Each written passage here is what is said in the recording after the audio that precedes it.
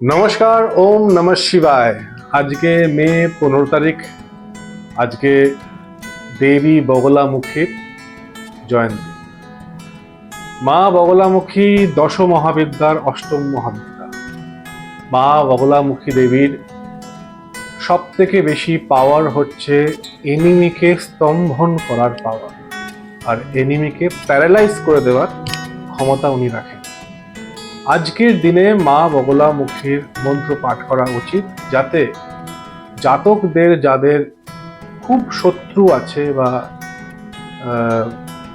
যে কোনো ক্ষেত্রে তাদের মনে হচ্ছে যে তাদের বিরুদ্ধে কেউ চক্রান্ত করছে বা কোনো রকমের শত্রুতা তুলে ধরছে, তাদের মা বগলামুখীর মন্ত্র পাঠ করা উচিত বা আরাধনা করা উচিত।